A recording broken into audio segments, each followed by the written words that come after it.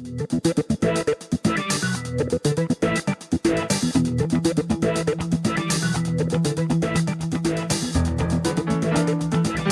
are listening to the SDSU Football Podcast, presented by the East Village Times, with your hosts Andre Hagverdian and Paul Garrison.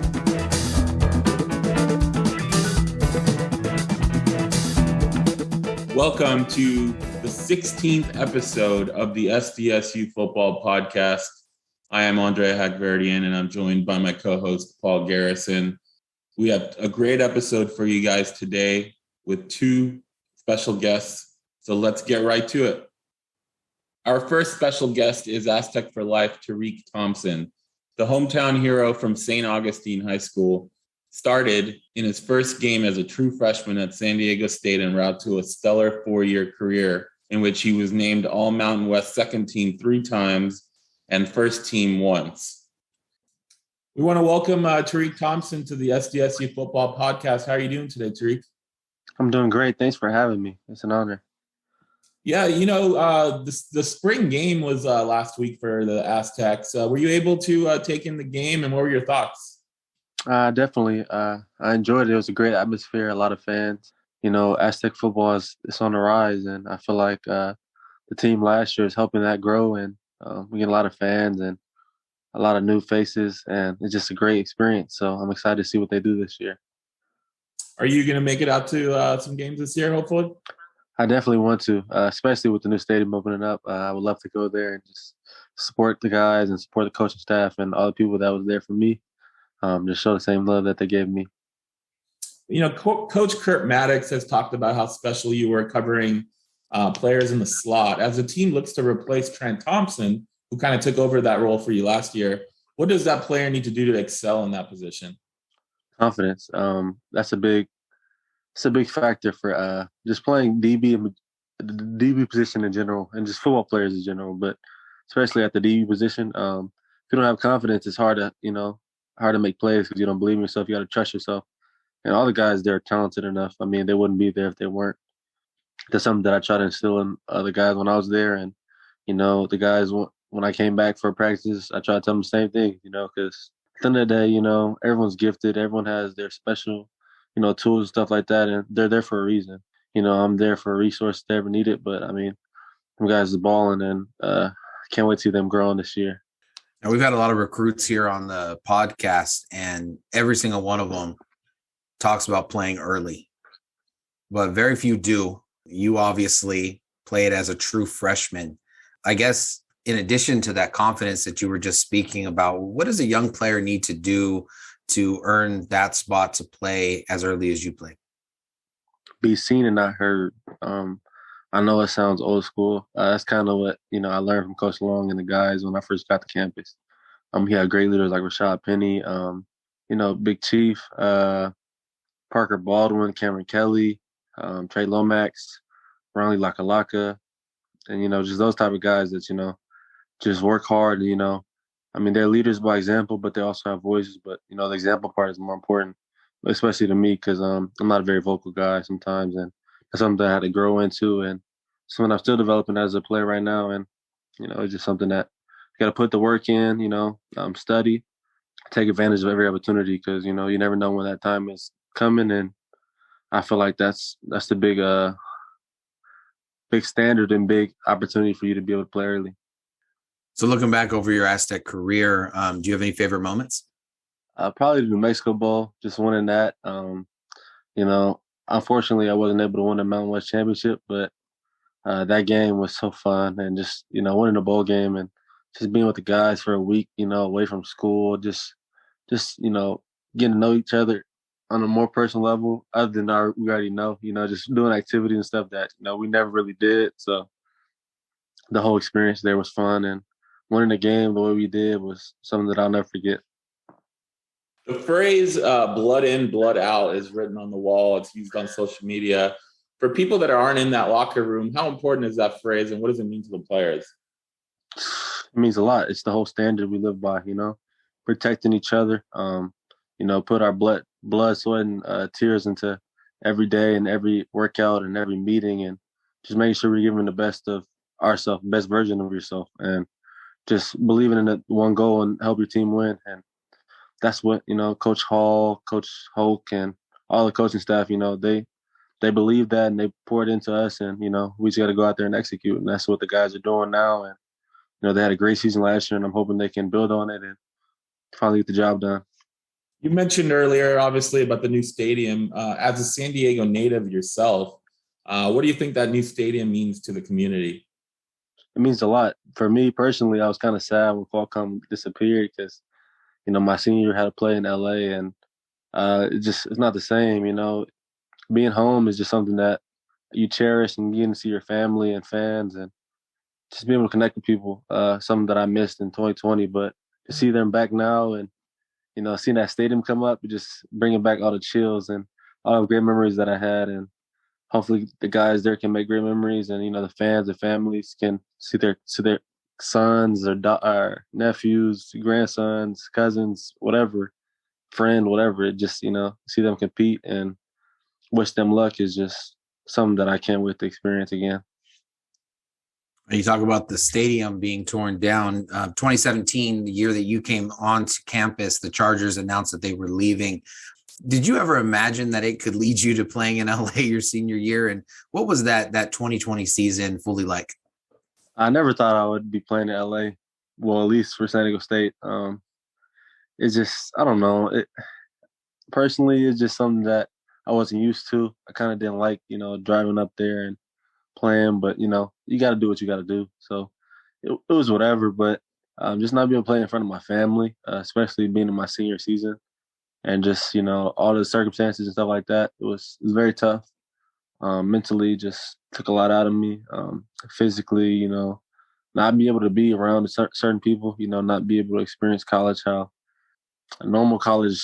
Well, I don't know what the new normal is now, but like 5 to 10 years ago, just, get to experience, hanging out with your friends, doing all these extracurriculars and stuff like that. But just being kind of like isolated for a while, I don't know, it wasn't the best, but it is what it is. And I feel like we left a lot on the table, but, it was still a great year. No question. And your head coach at St. Augustine came in and became part of the San Diego State staff. What was it like just, playing for him again and kind of that adjustment between, him being a high school coach and then coming and being a position coach? When you know a person that long, you kind of can bump heads a little bit. Me personally, I kind of just, like to keep my head under the table and just work, and he kind of challenged me to do more vocally and something that I needed, but, it was cool. It was different because, previously knowing him as a high school coach and more of an offensive guy and him coming over to defensive backs and just, I don't know, kind of change the perspective of the game and help you learn to live in a different way. So it was cool. Very cool. Then your father, Tracy, he also played for State 1982 to 1985. What was it like hearing from him talk about SDSU? And, in the recruiting process, was it just kind of a no-brainer that you were going to continue the Thompson legacy at State? Oh, definitely not. No. I kind of ignore him whenever he talks about it, just because that's the kind of rivalry I have with him.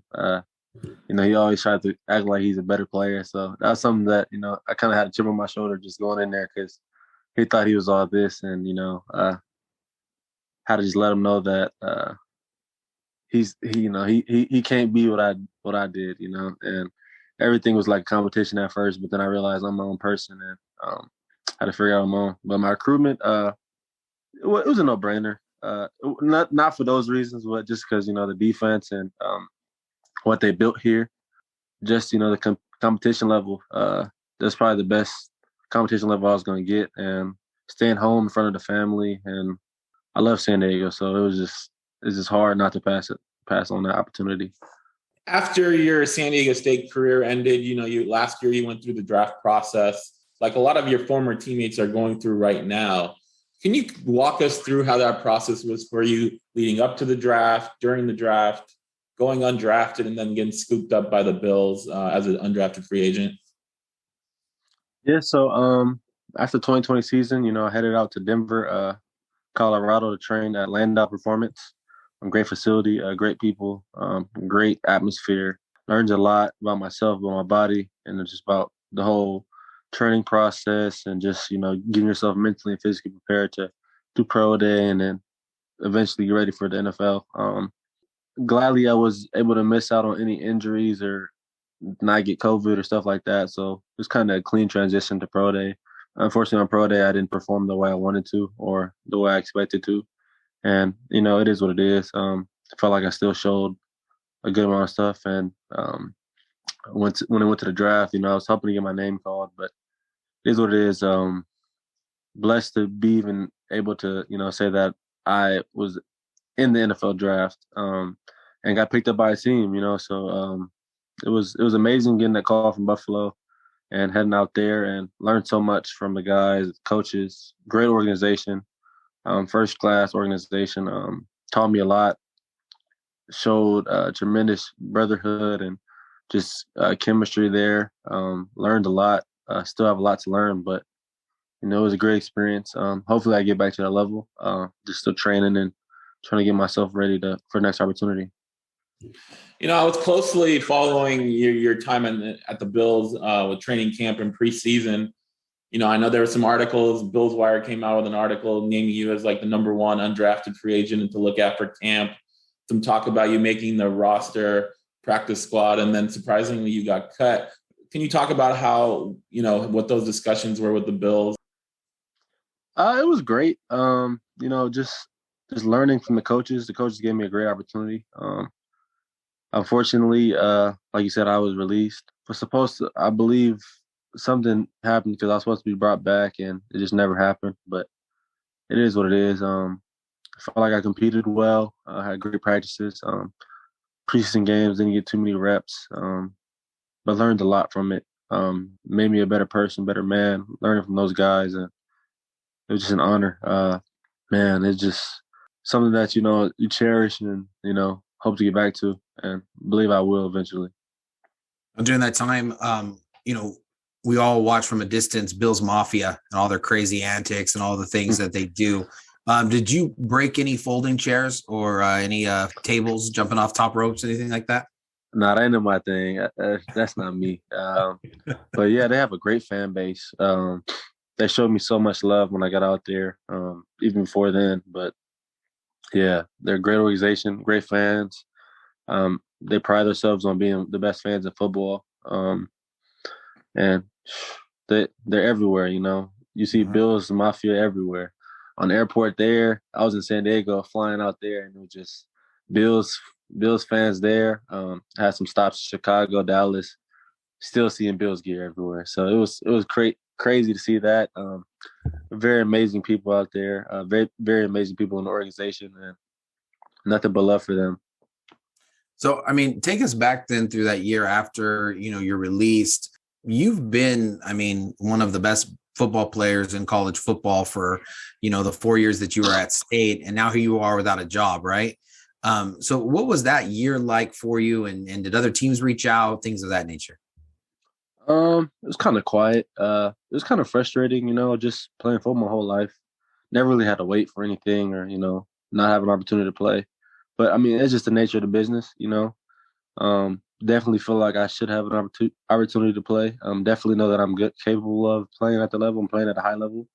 So, just staying ready mentally, physically, and emotionally, just being invested because, you never know when your time's going to be up.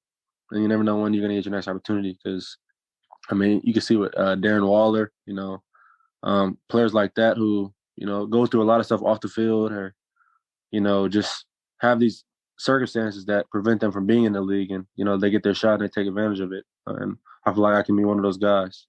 You talked about, staying ready. What is it that you're working on in your career, what you're hoping for as like your next path, next step? Currently, I'm just trying to play whatever. USFL, CFL, NFL. I'm just trying to get some film, so that I can play, so that I've learned and developed from my last year in college. It's almost been a year out for me not playing football. I've learned a lot about myself, got my body in better shape, working on my speed, change of direction, strength, mobility, flexibility, all these things to make me a better player and better, athlete. So, just trying to show it out now. That's the goal and that's the point. For Aztec Nation that wants to kind of stay in touch with you and find out what your next path is? How can they stay connected to your journey? Social media, or, I'll be at the game. So if they ever, see me there, you can always say hello or, ask me any questions you like. Kind of like an open book. Learned a lot. So yeah, you can follow me on social media or, reach out to me in person or. That's great, man. That was solid. So those are the football related questions. You ready for some non-football kind of rapid fire questions? Yes, sir. All right, let's do it, man. What's your favorite food? Pizza. Pizza. What's on the pizza? Pepperoni and bacon. Now I want you to do a favor to all of the San Diego listeners, and they need to get their pizza somewhere. Where should they go? Ooh, that's hard. It is, yeah. So I went to St. Augustine. So there's a place called Lefty's in North Park, Chicago style deep dish pizza. Go try that. There it is, Lefty's. What about your favorite movie or TV show? Favorite movie or TV show? My favorite TV show on Netflix is Outer Banks. Okay, what do you like about that? Just the action adventure. I like comedy, so it's not. Yeah, I don't know. It's just something about it. I like it. Right on. Yeah, don't have to analyze it too much. So how about your favorite athlete, growing up or presently? When I was growing up, it was Michael Vick and LeBron. But right now, I don't know. That's a hard question. Probably myself. I know that sounds terrible, but it doesn't. What is it? People have answered that question. We've asked, what is it that you see about yourself that you love? Just my overall competitiveness and knowledge. I learned a lot from everything. I can tell you what certain defenses are running in the NFL, what plays come in, what the offense is trying to do, the different angles of winning games and stuff like that. So I feel like that's something that not too many people have, and I feel like I'm very versatile in that aspect as well. I can do a lot of things, so that's why. Yeah, no, that's a great answer. What's your favorite musical group or artist? Right now, it'd be Blast, but over time, it's probably Drake. Okay. How about your favorite hobby when you're not playing football, preparing for football, etc.? I'm a video gamer. I love playing video games. Hopefully that college football game come out soon so I can play with my guys. SDSU. Yeah. What aside from I think 2014 was the last year of it. Yep. What other games are you into? Madden, NBA 2K, Fortnite a little bit, UFC. Okay. Big fighting fan, so yep, I love those games. Very cool. Can you build in Fortnite? I'm not one of those. No, that's what got me on it too. I couldn't do it. All these kids are going up to the sky, and I'm like, man, I'm hiding. It's too much. Yep, too much for me. Right on, man. That was great. Those are your non-football related questions, man. Well done. Thank you. Tariq, we want to thank you for joining us on the podcast. Always good to catch up with an Aztec for life, and we look forward to seeing you on a football field, hopefully soon in fall, wherever that may be. Yes, sir. Thank you guys for having me. It's an honor. Our second special guest today is John Schaefer. John is a prominent member of the San Diego sports media, in which he co-hosts the John and Jim Show on Extra 1360 from 3 to 6 p.m. Monday through Friday. Also covers the Padres via the Padres wrap-up show, and also has covered the San Diego State football and basketball teams as part of pre- and post-game coverage. John, thank you for joining us on the SDSU Football Podcast. How are you doing today? Doing well. I appreciate you guys having me. It's good to be with you. I've been listening and following, and I appreciate the work that you guys are doing. So thank you for having me. Thank you. We appreciate you for listening and following for sure. So you cover a lot of sports in San Diego, particularly San Diego State and the Padres. We definitely want to talk about San Diego State football since we are a San Diego State football podcast. But we'd like to talk about kind of what you did before you came to San Diego in 2017. In my research, Paul will call it social media stalking, but I call it research.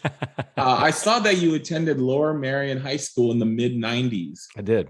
There was a certain other person that attended Lower Merion High School, maybe in a couple of the years you were there.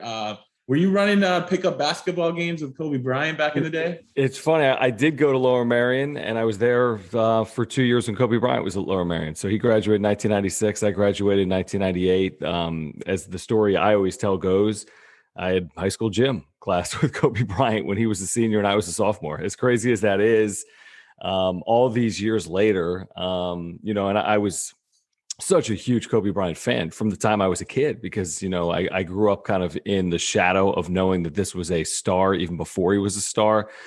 So it's kind of surreal to go through that as a child and then like a young man and then to see the tragic ending, obviously, to his life as well. But yeah, I went to Lower Merion with Kobe Bryant. I had high school gym with Kobe Bryant. We were not allowed to play basketball, believe it or not. He was already too good. So there was no high school like basketball classes.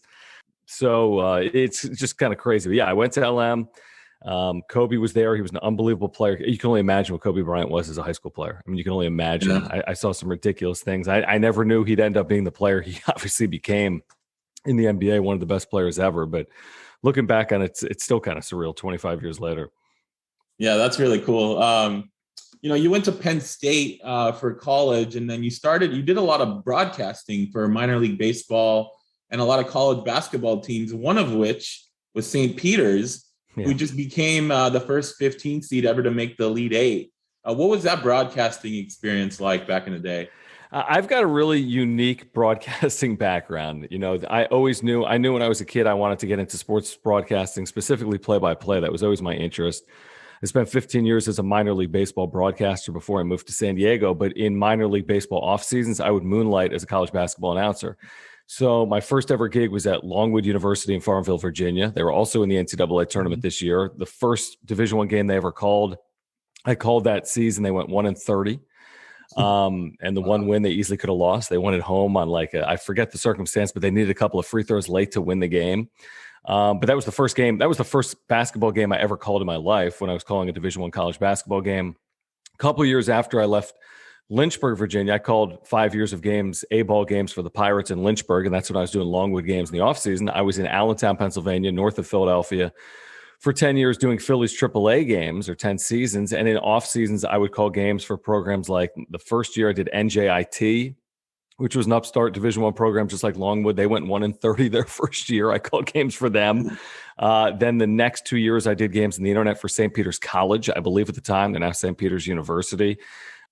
And then I ended up calling games, primarily women's basketball games at Seton Hall and some fill-in men's games at Seton Hall as well. But the St. Peter's experience is one of the more remarkable ones. I mean, the St. Peter's story is more remarkable if you've ever been around their campus and if you've ever been inside their gym, which was recently renovated this past year. They call it Run Baby Run Arena, I want to say, or gymnasium. Yeah. But it's the game. It's the same arena or gym that I called games in for a couple of years. It's just a gym. Lower Merion has a nicer gym than St. Peter's. It's not even close. I mean, it's not even comparable. Lower Merion's gym, which is now Kobe Bryant Gymnasium, to the St. Peter's University gym, the Yanatelli Center, which is essentially a YMCA. You walk in, it smells like chlorine. There's a pool off to the left. There's a basketball court off to the right. You see kids going to the pool. You see kids working out. And you see some kids going into the gym to get shots up. And you just have to experience it. I mean, even their college campus, it's just 2 blocks. It's just in Jersey City. It's just in a neighborhood. You wouldn't even know you're on a college campus. And to go from that to the Elite Eight is unbelievable. I never would have envisioned it in my life. I mean, it's a lot like Longwood. Longwood's in the middle of nowhere, Virginia, in a tiny gym. But I don't know which would be harder to envision, Longwood making an Elite Eight run or St. Peter's making an Elite Eight run. They're 2 of the more improbable possible runs in Division I hoops. So for St. Peter's to make it, I cannot believe it, to be honest with you. I just can't believe it. Having called games there and having seen what they've been able to accomplish, it's kind of cool to watch from afar. So did I get that right? 2 1-30 teams? I think there have been 2 1-30 basketball teams in the history of Division I basketball. And as I like to say, I call games for both of them. There have been winless teams. I don't know if there have ever been 30 loss teams other than Longwood and NJIT. There might be a couple. There was Savannah State had some years like that. I mean, there's been some programs. Chicago State has had some tough years. I mean, so to have, to go through that as a young broadcaster and then have the opportunity, like I've had these last 5 years, to be associated with San Diego State football and basketball, it's crazy because, if you can call games for a team that goes 1-30, then you're good. Then you could basically do anything in broadcasting. Like, that's really hard to spin, so to speak, and to create content and to remain, upbeat and positive and do your best on a broadcast and represent a university well. You can only imagine those challenges. Like, the adage is, like, find me a good team and I'll find you a good broadcaster, because it's easy to be a famous broadcaster when you work for the New York Yankees. Right. I mean, the Yankees win a lot of games, or, if you're with the LA Dodgers, it's a little harder when you're with a program that doesn't win, So, I called games for 30 loss teams, their first years of Division I basketball. Longwood's first year, they went 1-30. NJIT's first year, they went 1-30. I remember after the 1-30 season for NJIT, New Jersey Institute of Technology in Newark, also in a terrible gym. They've since changed out of it. I remember the coach pulled me aside. He's like, be honest with me, John, which team was worse? The Longwood team you called games for, or us? And I'm like, you guys were both terrible. If I'm being honest with you, you both were terrible. But yeah, I've had an interesting little broadcasting background, minor league baseball, college hoops, and all parts of the country. But it's my passion. I mean, I love calling games. I love broadcasting. I love sports. So, this is in my DNA. It really is. So then how was San Diego lucky enough to get you?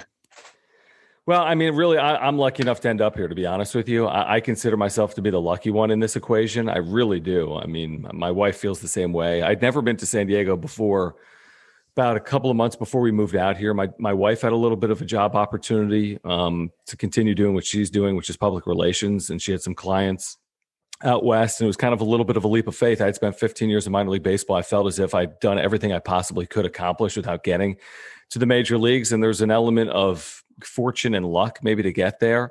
And I'd called 10 years in AAA. I had some opportunities, or not opportunities, really interviews with big league clubs that I didn't end up getting jobs. And I just thought this was the right time. And I think we collectively thought it was the right time to kind of change our perspective on what we were doing. So had an opportunity with Extra 1360 really to start, at the lowest rung in the equation. I mean, I was a producer for 18 months. I did have the good fortune to do some pregame, halftime, and postgame with San Diego State right away, which was, again, to my good fortune. That was really what was probably the primary reason why I jumped at the opportunity to do that.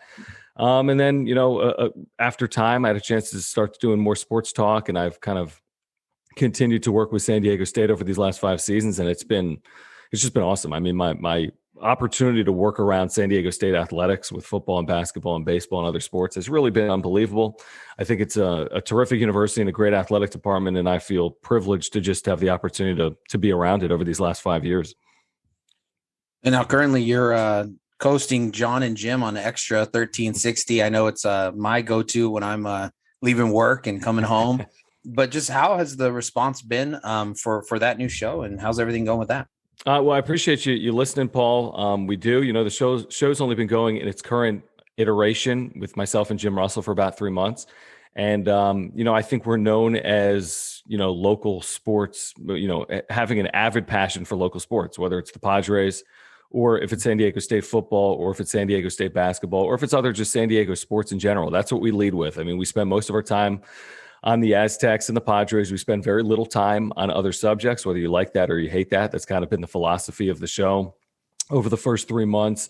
I've really enjoyed it. Jim and I have worked together a lot the last couple of years doing some Padres postgame work in 2020 and 2021. So I think we have a good rapport. I've really enjoyed the opportunity to do the show in addition to all the work around San Diego State. And yeah, it's kind of in its infancy, to be honest. I mean, it's only been a few months. I think we'll have some more traction once we get into Major League Baseball season and back into the college football season with Snapdragon Stadium, and then back into next fall with Aztecs basketball. But, the concept is simple. Talk to San Diego sports fans about things that San Diego sports fans want to hear about. So that's, for me, San Diego State football, basketball, and Padres baseball. For others, it might be some other subjects, but that's the primary focus for us from 3 to 6 on Extra 1360, Monday through Friday. So switching gears to San Diego State football, the program won 12 games for the first time in its history in 2021. What were your main takeaways from this last season? I thought it was an unbelievable season. And, I always find it interesting when the narrative turns to, oh, yeah, they won 12 games, but the offense, but they really couldn't throw the football. So hold on. Would you rather win 6 games and have a 400-yard passer or be a top 10 offense in the nation? Or would you rather win 12 games and do it with an elite defense, and there's something to be said about balance, but there's something to be said about winning. I feel like we discount winning so much in both of the primary sports that people care about in college athletics by and large, which is football and men's basketball. It's like, it's not a beauty pageant. And I say it every single post game with San Diego State football, because people say, well, they won, but they won 17-13. Oh, they won, but they needed this defensive play to win. Well, who cares? I mean, I thought it was a brilliant year. And I think what they've done over the last 10 years under Brady and Rocky is develop an identity that feels like it would be in the Midwest or the Northeast. You can say this as well about Brian Dutcher's basketball team. It feels like they'd be in the Big East, but they play in sunny Southern California. And you got a couple of guys that, you think about Brian Dutcher's background with, University of Minnesota to the University of Michigan to out west. You think about Brady Hoke at the University of Michigan as well. Like there's a little bit of a calling card of like gritty, tough, blue collar in both of those sports. So I love what they've done. I really do. I mean, what else are you asking for? They're going 12-2. They're playing games in Los Angeles. They're playing games at the Q. Now it's going to change at Snapdragon Stadium. And I think they have a chance to continue this success, but I thought it was a brilliant year. Would they have preferred to win the Mountain West Championship game, not lose it? Absolutely. Did they play their best football game against Utah State? And I was traveling that day. I want to say San Diego State was playing Michigan, and Ted was on the call for the championship game, and I was in Ann Arbor. I didn't watch the game in its entirety, and I never have. But yeah, I think other than the Mountain West Championship game, it was a great year. I think that they'll be more well-balanced potentially moving forward with the quarterback situation in 2022. But my overall takeaway with 2021 is it's really a memorable year to play games in Carson, win 12 times. I think that should be regarded as one of the better years they've ever had, other than the fact that they didn't win a league title. And Paul and I talk about this all the time. Are they a victim of their own success? Because Rocky Long mentioned this towards the last year about how they won 9 games, but the media was talking about what's wrong with San Diego State. And it's, 12 years ago, they were winning 3 games, and is the fan base kind of making the team kind of more of a victim of its success and wanting perfection instead of really good success? I think it's a great question. And I think that there's something there on the football and the basketball side. And I'm a big believer in expectations. And I think that it's of great value long-term that you have that level of interest and anticipation and excitement. And ultimately it's a world better than the opposite, which is apathy. And I've called games in empty gyms at St. Peter's College in Jersey City and Farmville, Virginia for Longwood University. And, there's a big difference between what we have here with San Diego State University and what some other fans have elsewhere outside of here. And are there things that they would strive for as an athletic department, like, an entry into a Power 5 league or, winning a Mountain West Championship game in football as opposed to losing it, or winning a 13th game, not a 12th. You can always strive for more. There's only one team at the end of the year in all these sports that ultimately is happy, right? Whether it's, even the Alabamas have their years end cruelly at times, or a Clemson, or, look at the Final Four coming up this weekend. 3 of these teams are not going to be thrilled with the result. It's as simple as that, and one of them will be. So, and the fan bases are not going to be thrilled. If Kansas loses to Villanova, I don't think it's going to go over well in Lawrence with their fan base. If Duke loses in the national championship or the Final Four, it'll be interesting to see the narrative on what Coach K accomplished here in 2022. So I think it's a really good point. I think they've built this thing to a point where this is regarded, in my opinion, or it should be regarded as one of the best group of 5 programs in the country across all sports, specifically football and men's basketball. But speaking about football, I think Brady Hoke has one of the best group of 5 programs in the country. And I think it's a good thing that the expectations are high heading into 2022. And then putting a bow kind of on the 2021 season, did this group reach its ceiling, or did they leave a little bit out on the field left to go after? I think they reached their ceiling, to be honest with you. I really do, Paul. I think it's a really fair question. And I think that defensively, you can't play better than they've played over the last 5 years. I think you really can. And then you look at what they accomplished on special teams, and you look at all of those things that you need just to win 8 times, and they're able to win 12 times. I think offensively at times they had moments, but overall, do I think that? I think you look at the entirety of the season, it's hard to envision that if you played over and over and over again, they'd have much better results than winning 12 times, winning a bowl game, beating a good program like UTSA. I think it was a really special year. I really do. Now, again, at the end of the day, would you prefer to beat Utah State? 100%. There's no question about that. But considering everything, and if you just looked at it on paper statistically, I think people would say, man, winning 12 games was a hell of an accomplishment for Brady Hoke's program last year. Yeah, I completely agree with you. Looking ahead to 2022, it's hard not to lead off with a question about Snapdragon. What impact do you feel like this is going to have on the city, the school, and, football recruiting, et cetera?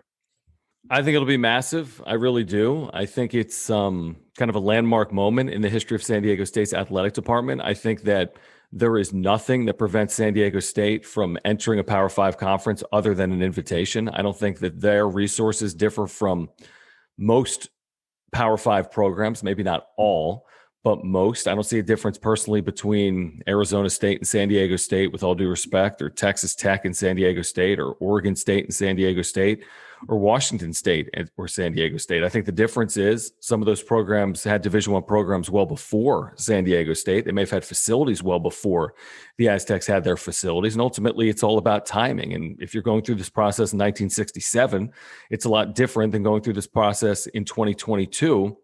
And there's a little bit of fortune, luck, timing that goes into this. In the modern era, is Vanderbilt in the SEC? Probably not, but they were grandfathered into the league.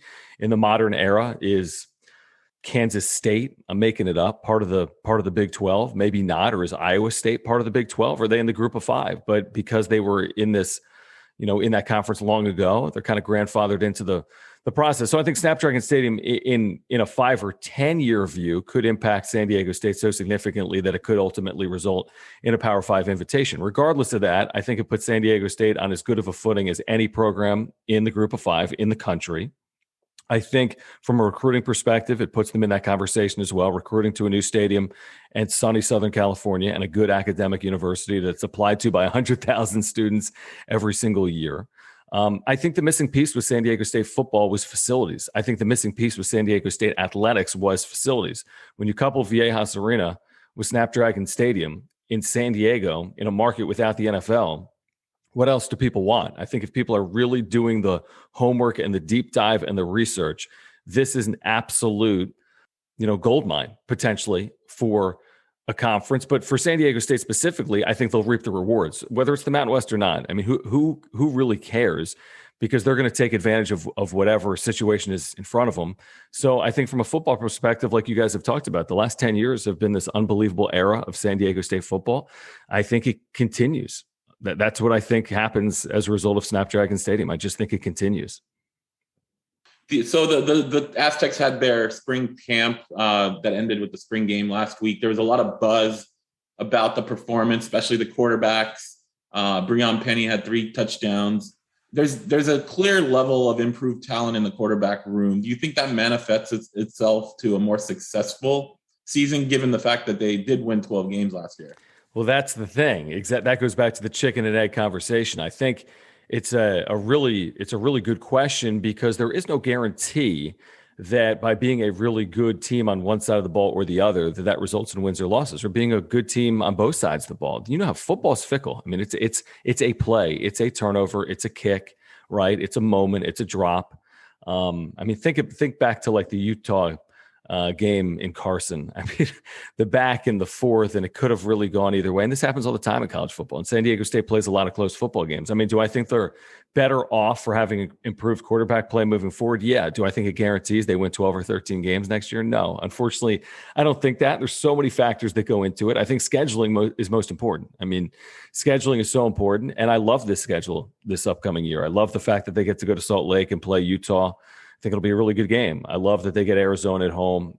There's challenges in the conference, going to Boise, going to Fresno. Like this is going to be a tough schedule. It really is. But I'm excited about Braxton Burmeister. I really am. And Will Haskell.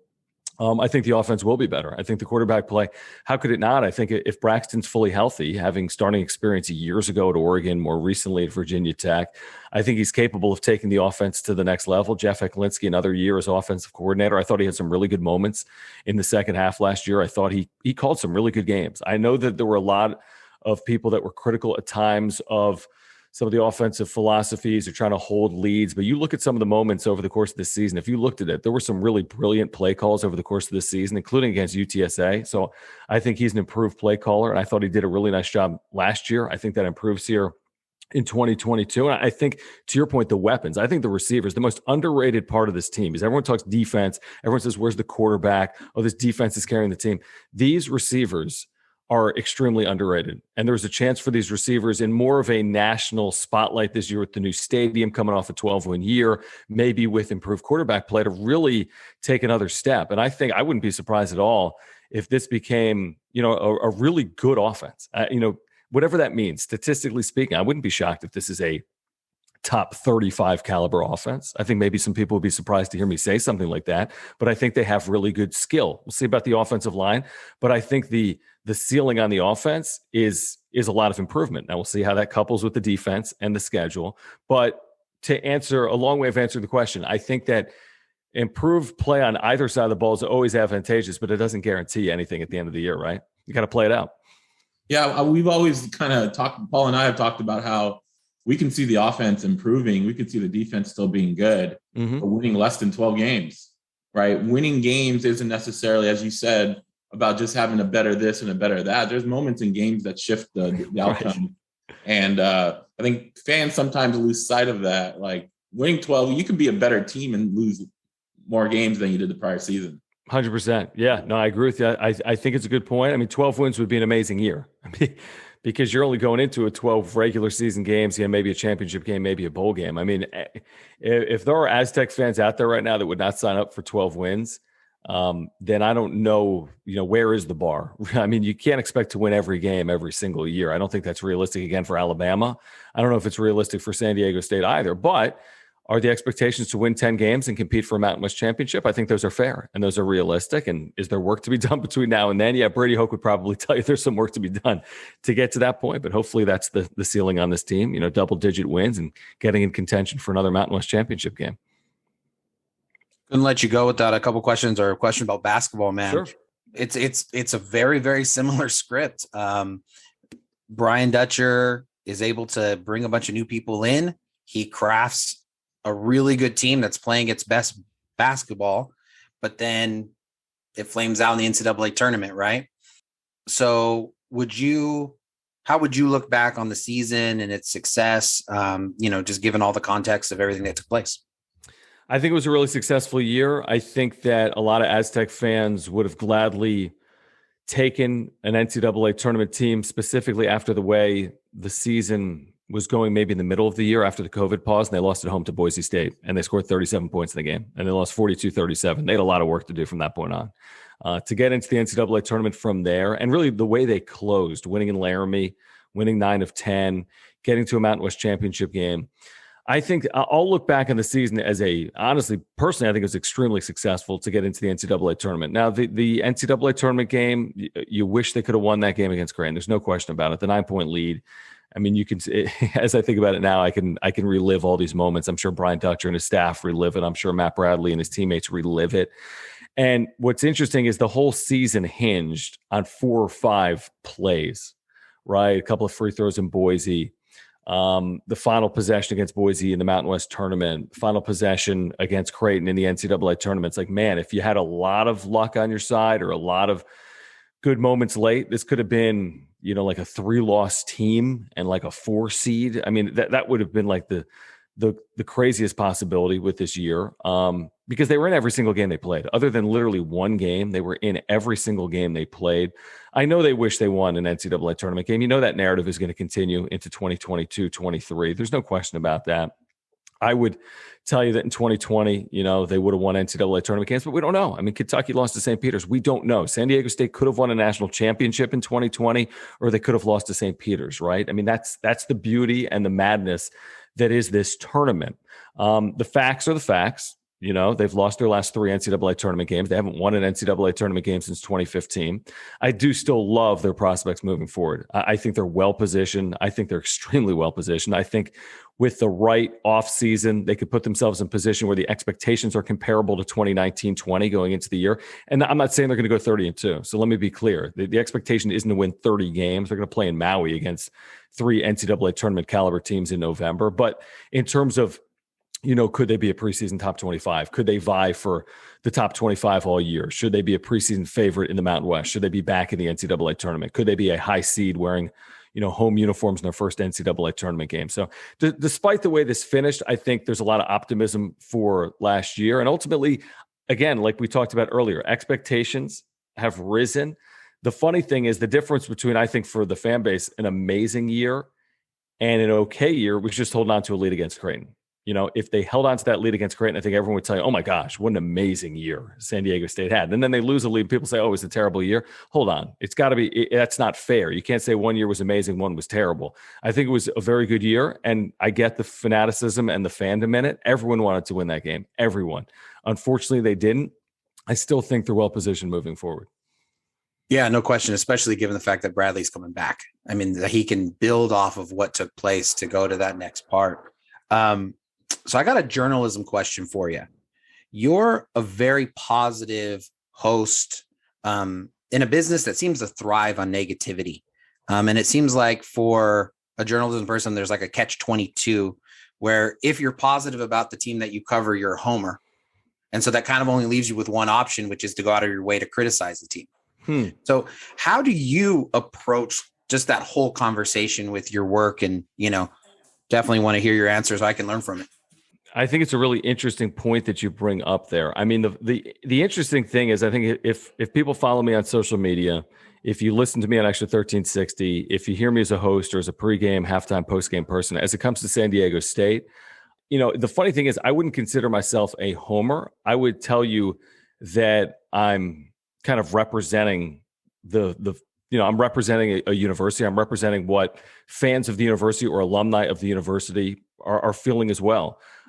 So, you know, it's an interesting conversation. You know, there's extreme homerism.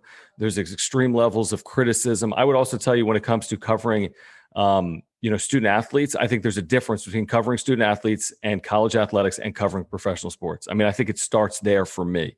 I mean, the idea that after San Diego State lost to Creighton, people say, fire Brian Dutcher and Matt Bradley's got to find another school to go to because he's not clutch is ridiculous. It's completely, utterly ridiculous in my opinion. And I'm happy to say that because it's how I truly feel. I don't say anything that I don't honestly feel. I mean, I'm close to the program. I cover the programs very closely, but I'd rather spin it in a positive manner as opposed to a negative manner, especially when it comes to college athletics. But, I've been criticized for it. There's no question about it. I'll be criticized for the way that I cover San Diego State. I'll be criticized for the way that I cover the San Diego Padres, where I take a more critical take on average. Again, they're professionals.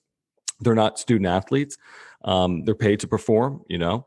So it's an interesting point, you know, and again, I have experience having called games for teams that went 1-30, and I can still spin it to, you got to put this in a perspective. Hey, this is a first year of Division I program. These are the long-term goals. Just being, competitive should be considered a positive. So I have a lot of experience doing it, and I'm all for it. In this business. If people want to be critical of the way that I cover San Diego State or the Padres or the way I do my job, I'm all for it. I understand it's a part of the business. I'd rather have people be critical of me as opposed to not even mention me, to be honest with you. So, I think by and large, San Diego State supporters appreciate the way that I cover these programs. Now, does that please everyone? Probably not. But at the end of the day, I can, I just try to accomplish what I'm able to accomplish. A bad, long-winded answer to try to answer your question, Paul, to be honest with you. No, it was perfect. And I think that the way that you fall on it and the way you land, especially that point that these are kids still, is absolutely kind of where I've landed on it as well. And I think that, the tone that you take, man, I really admire and try to emulate for sure. I will say this, and I appreciate you saying that. I appreciate your coverage and the way that you covered as well. And again, there's something about doing this that I think on the outside, people don't understand, that there's a lot that goes into it, just covering it in general. I mean, just the angles that you're taking, the pieces that you're writing, the content that you're producing, the words that you're using. Like there's a lot that goes into this, and people, I'll say every once in a while on Twitter, you need to report on this team. I'm not a reporter. Truth be told, I mean, I work for the university, right? I mean, I'm covering pregame, halftime, and postgame. I'm paid to cover. I'm paid to do this, right? So, I mean, the idea that I'm representing the university in some form or fashion, and I take a lot of pride in being professional with everything I do. When I'm on the air with Extra 1360, I'm representing iHeart. So it's not just John Schaefer's show. I have an employer. So you have to be very cognizant of the words that you use. And I don't always use the perfect words, just like writers don't always use the perfect words, or fans don't always use the perfect words. And we all have made mistakes in the way that we cover certain events. But at the end of the day, I'm trying to do it in a professional manner that is fair to the fan base, but also fair to the people that I work for as well. So you take all that into account, and that's how you create content, in my opinion. I mean, everyone comes into everything that they do with some level of bias. If I work for the New York Times, I work for the New York Times. There's an expectation going into that. That's not to say they tell you every angle that you need to take in your writing, but at every level, unless you just work for yourself, and even if you do, you still take a level of bias into what you're doing. So when people say, "Oh, you need to do more of a reporting," I'm like, "Well, I'm not a reporter. I'm not a reporter. I'm offering you my opinions. And I'm also providing pregame, halftime, and postgame content before San Diego State football and basketball games, and that's what I'm doing." That's really good insight. To close this out, we have some rapid fire questions for you. What's your favorite food? Then why is that a tough question for me? I don't really, I'd say Mexican food. My wife's favorite food is Mexican food, which means we are eating Mexican food more than any other food. So I'd say Mexican food. What about favorite movie or TV show? Well, my background on radio, I don't watch movies by and large. I really don't, and I get ripped for not doing it. And I don't watch a ton of TV either. I guess my favorite TV show of like the last decade that I watched is Breaking Bad. Now it's been probably 5 years since I watched it. I've seen the entire series in its entirety. So I don't watch a ton of television. I watch some of these shows like on the Netflixes and the HBO pluses of the world. I'm watching Winning Time right now in the Lakers because one of our hosted extras actually in the show, Steve Hartman, his voice is in the show for a couple of episodes. I just recently watched Euphoria as well, which I thought was a pretty unique show. But I'd say Breaking Bad's my most favorite show of the last 10 years. Favorite musical artist or group? Interestingly, it's the Dave Matthews Band. I kind of grew up listening to them, like specifically like late in high school and in college. I've probably seen them play 35 times. I haven't seen them play in the last decade. Maybe one time in the last decade, but from like 18, more like maybe 16, 17 to 30, I probably saw him like 30 or 35 times. I still have a channel programmed on Sirius XM, channel 30, that I listen to all the time. That's Dave Matthews Band Radio. You went to a concert last summer that I really wanted to go to. You posted on Twitter with the Nas show with the symphony at Rady Shell.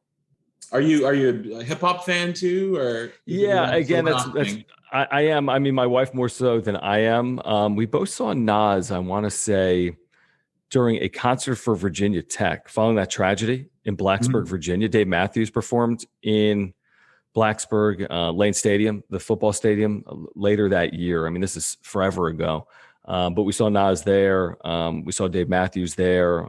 My wife, Kristen, is a hip hop fan and a Nas fan. That concert was unbelievable, by the way, at the Rady Shell, because it was with the symphony orchestra. He's only played with the symphony a couple of times. He did it with like the National Symphony in DC on like the 20th anniversary of Illmatic, that album.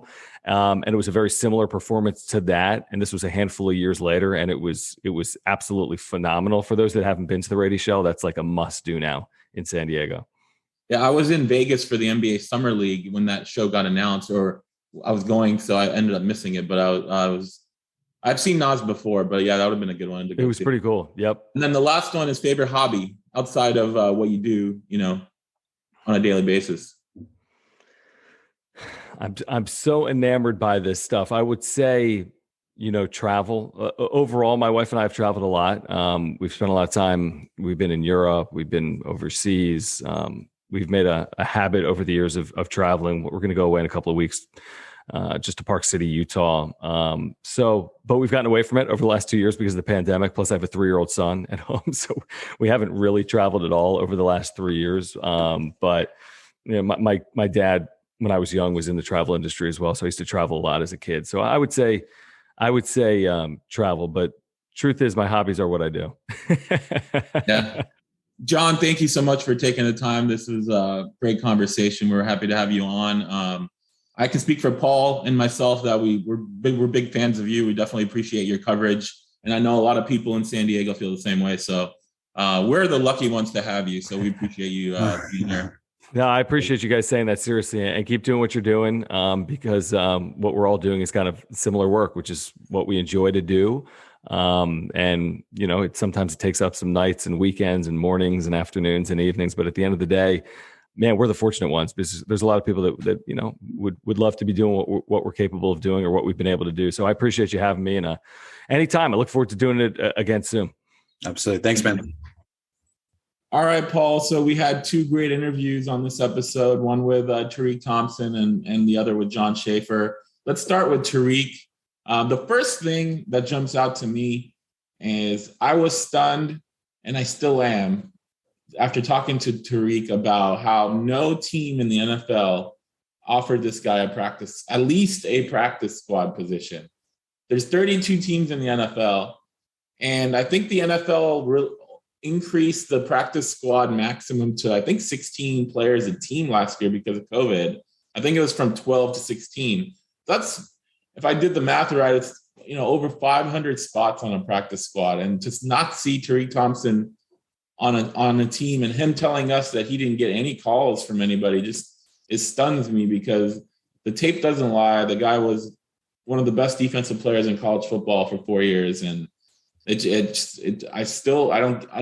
can usually provide explanations for why people don't get drafted or why people don't get on our roster, things like that. With this, I don't have an explanation. I think it's a great point. Add to that, he said he was open to the USFL, the CFL, and that those things also haven't materialized for him. It is awfully strange. I think that the other part of it that, really jumped out to me is how big the values and the culture that San Diego State has, how big it continues to be even after they leave. And to see him, at the pro day, to interact with some of his former teammates, to see, the article that came out, all the different people who are just, big fans of his and want to see him succeed. That was a really big part that jumped out for me. But yeah, it doesn't seem to make a whole lot of sense that a person this intelligent, this good at football is not having a spot. It reminds me a little bit of the story I overheard some scouts talking to Taylor Hawkins and at the pro day, and they told him, they made that line, that the tape doesn't lie. Maybe it's scouts who are lying. Maybe they don't care about the tape, because what else would you want than what Tariq Thompson did? I mean, he's not just a solid player. He's a game changer, causing turnovers. I mean, everything you'd want him to do in every aspect of the game, including coming up with the big play at the big moment, knowing what's happening, and he made them all. And for whatever reason, that tape hasn't stood out to pro scouts, but hopefully there's time and it can turn around, because I think the team that picks them up would be very, very happy with what they got. My cousin's husband is a diehard Buffalo Bills fan. Grew up in, I think, Rochester or near the Buffalo area. And, when Tariq got drafted by the Bills, I sent him a message like, hey, or not drafted, but signed, undrafted free agent. This San Diego State guy, this guy's a baller, look out for him. And he would send me clips of interviews and articles that he'd read about him. And there was a lot of buzz about him, and it just one day kind of vanished. And I remember you touched on this in your article that came out about Tariq, that his athleticism was kind of the downfall, right? His relative athletic score, his RAS, as we've alluded to in articles previously, was not very good based on some of his pro day numbers. Tariq mentioned that in our interview that he wasn't happy with how his pro day went. So that obviously impacted his draft stock. But as I said, the tape doesn't lie. You hear that a lot. And clearly people didn't buy into his tape, however that may be. Yep. And I thought that it was interesting. We talked about how much of a learner he is, and that's like a big part of his identity. And so he's been working on all of that athleticism. And I would wager, given his work ethic, given what he's able to do, that if he was able to do another RAS score, it would look a lot better. And so just hopefully he gets that shot and he gets that opportunity to go. I mean, after the draft happens, they're going to be, all of the free agent signings, all that stuff. And hopefully, he'll be invited to a mini camp and he'll get that opportunity to showcase all he's learned over the year that he set off. Our second guest was John Schaefer. What do you think about our chat with him? I thought John's great. I mean, I really enjoyed the very last question, asking just about how you're, how just kind of, I guess, the tone that he takes and how he approaches covering the Padres, covering the Aztecs, because, there are a lot of voices out there, and I'm sure you hear them as well. I mean, as we're looking to cover the team, like, we're not fans. And so we can't cheer for them. We can't go into it with, completely rose-colored glasses. But at the same time, I've certainly felt and seen this sort of tension that's out there, that if you pay attention to the good things in the program, like, that's somehow really negative. You feel a little bit backed into a corner, like, you got to be critical, you got to be hard hitting, I think at the end of the day, I liked his comments about that these are still student athletes. They're still amateurs. And so how you're going to approach being critical of them should change versus the pros. And then, I just seeing his body of work, I definitely think that the tone that John takes is fair, and he's, willing to say when something isn't, the way it needs to be. He's willing to call them out. He's willing to say that, but also at the same time, he appreciates the good parts as well. And, he emphasizes them.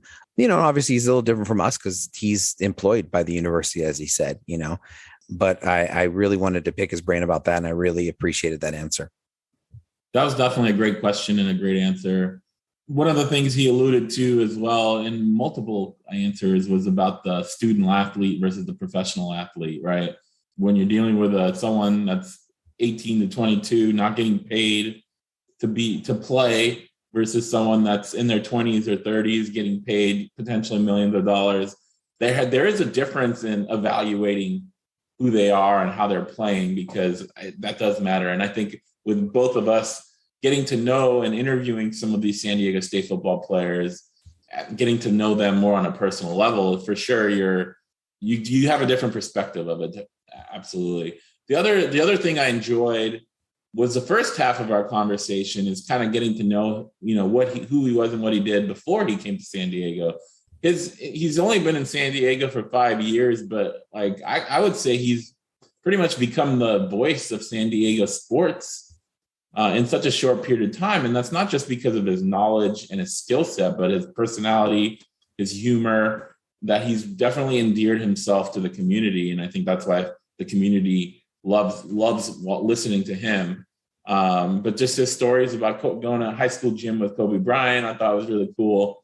And then covering, the college basketball teams that he covered that were 1-30, including St. Peter's, what a run that they went on. So I thought that was really interesting, and it really gave us and hopefully our listeners a better idea of who John is, his background and things like that. Yeah, I was glad to be able to do that, because I think that some of those details, they're out there, but it's hard to kind of allow for, a full telling of those things. Like the story that Lower Merion has by far a nicer gym than St. Peter's, and that the entire gym at St. Peter's smells of chlorine because there's a pool right next to it. And during the games, and there's people going to go use the pool as much as coming and watching the games. And so just that idea and that picture, and then they go to the Elite Eight, and so it's just a wild story and a wild tournament that something like that could happen, and it's why I think, as I think every pro league, the NFL already has it, but every pro league should have that kind of single elimination tournament. I mean, imagine around the All-Star break, getting rid of 30 games in baseball, and you had like one game, just a tournament, and how much fun that would be to crown another champion. Do the same thing in basketball, and you sent that article on Twitter that they're thinking about it, but it's just, you need those kind of stories. You need those kinds of just to gravitate towards. But, back to just some of other John's comments, I think that he spoke about the Aztecs and their fan base, and the fact that, this team won 12 games, and he felt like that they reached their ceiling, even in they didn't get the opportunity to be at full strength for the Mountain West Championship. But yeah, I think that it's because they didn't win the championship, there's still that idea that maybe this wasn't a great year. And I think that, just John's ideas of how demonstratively, no, this was a great year. They won the most that they've ever won. 12 games is fantastic. What else do you want? And then, just giving that same caveat that this offense could be a lot better in 2022, but it doesn't mean that they win 12 games. Yeah. And he said, if you win 10 games, well, you win the conference championship. Do you look back on it? Do the players, the coaches, the fans look back on it in a better light than they look back on it this year with 12 wins, but not a conference championship? So it's, Coach Hoke always says, and Coach Long said it as well, the goal is to win your conference championship. And, when you don't win it, it looks at it as like not a successful season, even though you did win 12 wins for the first time. So there's different ways to look at it. And, moving forward, obviously their goal is to win 22 next year in 22. So how the season ends up, we'll find out, and we'll evaluate it as such. Absolutely. And I think it was just another reminder of what Daniel Bellinger said, that if the COVID rules had changed, which they changed just a little bit after COVID went through the San Diego State program, a bunch of the players would have been back, and they may have actually been a lot closer to full strength. And so it'll always be that, woulda, shoulda, coulda, what if kind of feel to it. But nonetheless, I think it's very clear that was a really successful season. And as they're moving into Snapdragon Stadium, just look forward to the coverage that John is going to continue to provide. Yep, that's going to do it for us on this episode. Hopefully you guys enjoyed both interviews as much as we did. Make sure to follow us, like us, subscribe us on all your favorite platforms, and we'll talk to you guys next time.